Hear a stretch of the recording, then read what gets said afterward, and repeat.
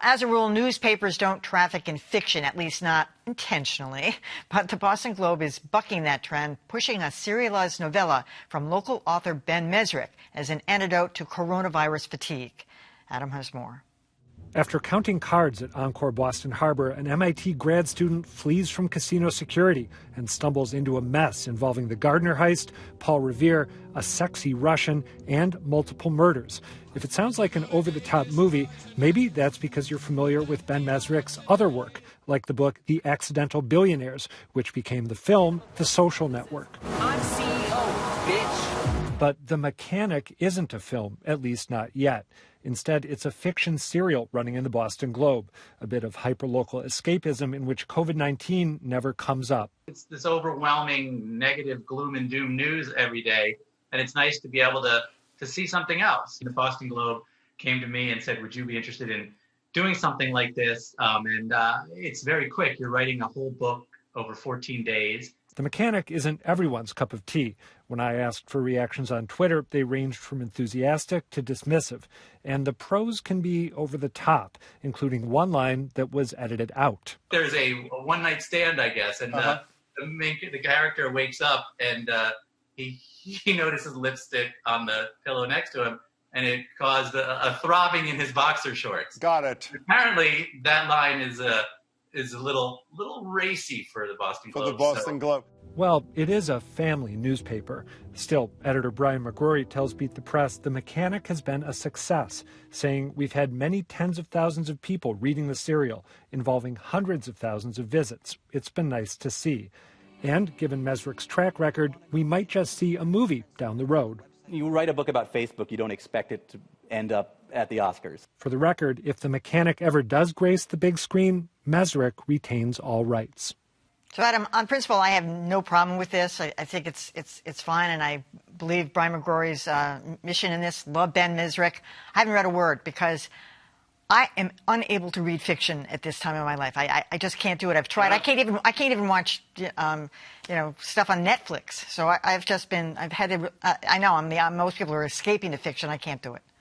I'm the exact opposite of you. When I'm not working and covering the stuff that we're covering these days, I want a complete escape.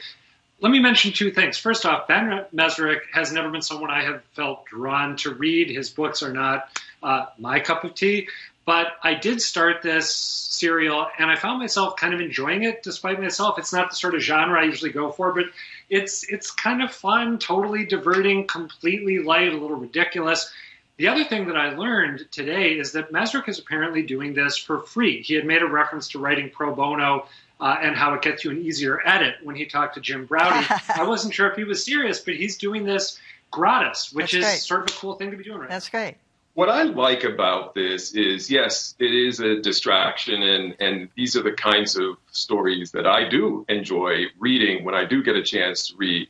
But the main important thing that I take from this is that it opens the door for people who otherwise may not be reading a newspaper, who may be attracted to something like this and will stick around and become long-term customers of the Boston Globe or of news in general. There are a lot of people out there who aren't consuming news from newspapers, and we know what has happened to a lot of smaller newspapers and large newspapers as well. So since this has been successful, and to the extent that this can continue to draw in new readers, I think this is a win-win.